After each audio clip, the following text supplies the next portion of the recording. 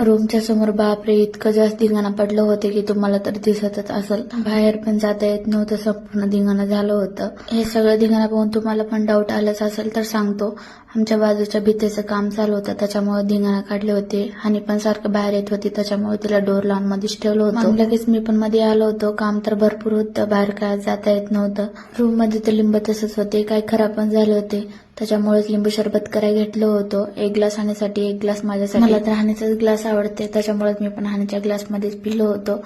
पण हानी मलाच बघत होती, माझ्या ग्लासनं पित होती, मला देत नव्हती म्हणून घेत होती काय की, त्याच्यामुळेच हानीला पण द्यायला घेतलं होतं. तुम्ही पण बघा हानीचं रिॲक्शन तिने कशी करते. हानीला अगोदर थोडंच पाजवलं होतं, पण माझ्यापेक्षा तर तिला जास्त आवडलं होतं. त्याच्यामुळे माझ्या हाताला धरून पित होती. तिला काय वाटलं होतं की मम्मी देते का नाही म्हणून. तसंच मॅडमला काहीतरी आवडलं का नाही, तिला मचके मारून प्यायला खूप जास्त आवडते बरं का. आमच्या मायलेकीचं पिणं कमी पण टाइमपास करायचं जास्त असते. तुम्ही म्हणून घेतले असेल हानी एक ग्लास पिली काय म्हणून.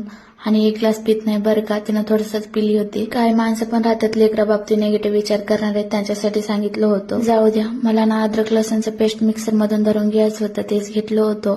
मी अगोदरच्या व्हिडिओमध्ये पण सांगितलं होतं की अद्रक लसणच्या पेस्ट मध्ये लिंबू पिळलं तर चांगलं राहते म्हणून. ज्यांना माहित नसेल त्याने नक्की एक वेळ ट्राय करून बघा.